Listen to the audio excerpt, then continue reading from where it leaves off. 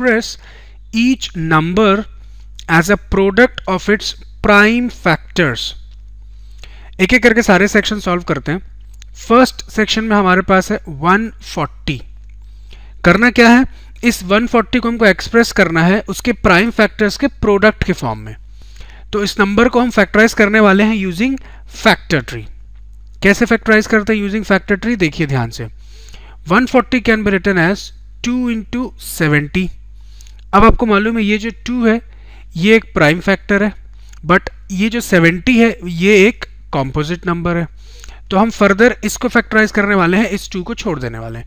तो 70 को आप फैक्टराइज कर सकते हैं as 2 into 35। Again this 2 is a prime factor and 35 is a composite number. तो जब जब कॉम्पोजिट नंबर आएगा उसको आप फर्दर फैक्टराइज करते जाएंगे, प्राइम फैक्टर्स को छोड़ते चले जाएंगे। Now this 35 can be written as 5 into 7। आपको मालूम है 5 7 से 35 होता है। ये 5 भी एक प्राइम फैक्टर है और ये 7 भी एक प्राइम फैक्टर है। फर्दर आप इस फैक्टर ट्री में और आगे नहीं जाएंगे क्योंकि प्राइम फैक्टर्स में आप रुक चुके हैं। जब जब कॉम्पोजिट नंबर होता है तब हम उसको आगे और डिड्यूस करते हैं, लेकिन जैसे ही प्राइम फैक्टर्स के फॉर्म में आप आ जाते हैं तो फर्दर आपका फैक्टर ट्री जो है वो आगे नहीं जाता। नाउ अब आप देख सकते हैं जितने को मैंने जिस नंबर को मैंने येलो से एनसर्कल किया है वो सारे क्या है, प्राइम फैक्टर्स है। किसके, 140 के। तो आप 140 को लिख सकते हैं एज 2 into 2, ये जितने प्राइम फैक्टर्स दिख रहे हैं आपको येलो से जो एनसर्कल हुआ है, into 5 into 7। That is 140 can be written as 2 into 2 is 2 square into 5 into 7। तो इस 140 के प्राइम फैक्टर्स का प्रोडक्ट ये है, यही आपको करना था। सिमिलरली हम सेकेंड सेक्शन में सॉल्व कर सकते हैं। मैं यहाँ पे करता हूँ। सेकेंड सेक्शन में वी हैव 156। नाउ इसको भी हम ऐसे ही फैक्टर ट्री मेथड से सॉल्व करेंगे। इनफैक्ट सारे सेक्शंस को हम ऐसे ही सॉल्व करने वाले हैं। अगर आप समझ गए क्या करना है तो बेटर है कि वीडियो पॉज कर दीजिए और सारे सेक्शन खुद से कर लीजिए रिमेनिंग क्वेश्चन, और else I am solving it. Again 156 can be written as 2 into 78। 78 2 से 156 होता है। एंड ये जो 2 है ये एक प्राइम फैक्टर है, whereas 78 is a composite number. तो फिर हम 78 को आगे डिड्यूस करेंगे, फैक्टराइज करेंगे। 78 can be written as 2 into 39। और आपको मालूम है ये 2 फिर से प्राइम फैक्टर है, whereas 39 is a composite number. तो अगेन 39 को हम फैक्टराइज करने वाले हैं।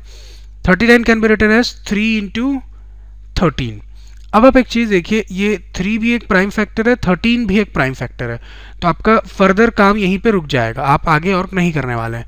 मतलब ये कि 156 कैन बी रिटन एज, जितने भी येलो से एनसर्कल किया मैंने प्राइम फैक्टर्स उनका product, 2 into 2 into 3 into 13। That is, आप चाहें तो यहाँ पे मैं एंड अप करता हूँ। 156 can be written as 2 square into 3 into 13। तो हमने फर्स्ट 2 सेक्शन सॉल्व कर लिए, रिमेनिंग सेक्शंस भी अब सॉल्व करते हैं। नेक्स्ट वीडियो में रिमेनिंग सेक्शन सॉल्व करता हूं मैं, है ना। कोशिश करिए आप खुद से कर पाए तो बेटर है, और else I am solving it. चलिए थर्ड सेक्शन में आपके पास है 3825। 3825 वैसे ही फैक्टर ट्री से ही सॉल्व करना है। तो सबसे स्मॉलेस्ट प्राइम नंबर जो इसको डिवाइड कर सकता है वो है 3।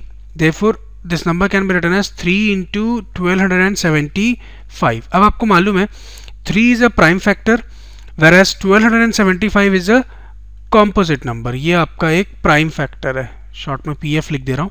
तो हम फर्दर इसको फैक्टराइज करने वाले। 1275 can be written as 3 into 425।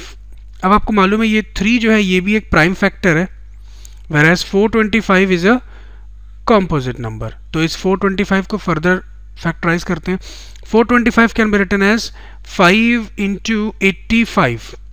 अब आप देखिए ये 5 एक आपके पास एक प्राइम फैक्टर है, whereas 85 is a composite number. तो फर्दर 85 को हम फैक्टराइज करते हैं।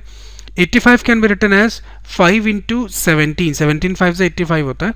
तो ये आपके पास जो 5 है ये एक प्राइम फैक्टर है, whereas 17 ये भी एक्चुअली प्राइम फैक्टर है। 17 दोनों प्राइम फैक्टर्स हैं। तो इसको भी मैं येलो से ही एनसर्कल कर देता हूँ, ज़्यादा बेटर होगा। अब आप देखिए जितने जितने नंबर्स को मैंने येलो से एनसर्कल किया ये सारे के सारे कैसे हैं, प्राइम फैक्टर्स हैं।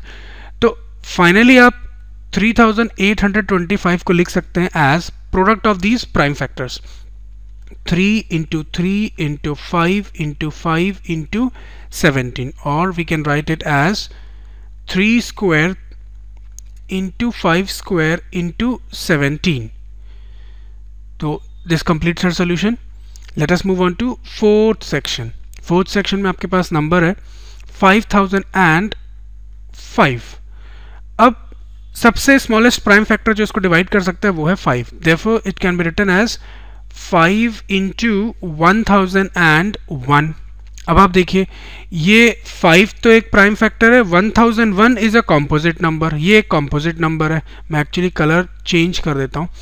ये जो है ये एक कॉम्पोजिट नंबर है, तो हम क्या करेंगे फर्दर इसको फैक्टराइज करने वाले हैं. ना 1001 can be written as 7 into 143. ये आपको खुद चेक करना होगा कि स्मॉलेस्ट प्राइम फैक्टर कौन सा है जो इस नंबर को डिवाइड कर सकता है. आप 2, 3, 5 इनसे चेक करेंगे, 7, तो जब आप चेक करेंगे तो आपको दिखेगा कि सिर्फ 7 ऐसा नंबर है स्मॉलेस्ट प्राइम फैक्टर जो इसको डिवाइड कर सकता है ना. तो ये रफ वाक्य मैं करके नहीं दिखा रहा हूँ, ये करना आपका काम है. So 1001 can be written as 7 into 143. Again 7 is a prime factor whereas 143 is a composite number. ये 143 जो है ये आपका एक composite number है. तो further हम इसको और factorize करने वाले हैं. Now 143 can be written as 11 into 13. ये सबसे smallest prime factor 11 है जो इस number को divide कर सकता है. Now we know that 11 is a prime factor as well as 13 is also a prime factor. Actually prime numbers हैं ये लोग. इसको भी मैं yellow से circle कर देता हूँ. अब आप देखिए जितने numbers को मैंने yellow से circle किया ये सारे के सारे कैसे हैं, prime factors हैं. तो therefore आप 5005 को लिख सकते हैं, can be written as 5005 can be written as 5 into 7 into 11 into 13. So this completes our solution. Finally एक सेक्शन बस बचा है 7429. ये तो हो चुका है, इसको करना है 7429. मैं उसको यहीं पे कर देता हूँ, ध्यान से देखिएगा. So in the last section we have 7429. Again the smallest prime number which can divide this number is 17. So 17 into 437 is equal to this number. And we know that 17 is a prime number whereas 437 is a composite number. तो इस 437 को further हम factorize करते हैं. सबसे smallest prime number 19 है जो इस number को divide कर सकता है. Therefore 437 can be written as 19 into 23. ठीक. अब आप देखिए 17 भी एक प्राइम नंबर है, 19 again a prime number, 23 again a prime number. तो आगे तो और कुछ कर नहीं सकते आप. Therefore 7429 can be written as 17 into 19 into 23. So this completes our solution. हमने फर्स्ट क्वेश्चन के सारे सेक्शन सॉल्व कर लिए. आप देख सकते हैं टोटल आपके पास 5 सेक्शंस थे, हमने सारे सॉल्व कर लिए. Let us now move on to second section. Thanks for watching. We'd love for you to subscribe to our channel.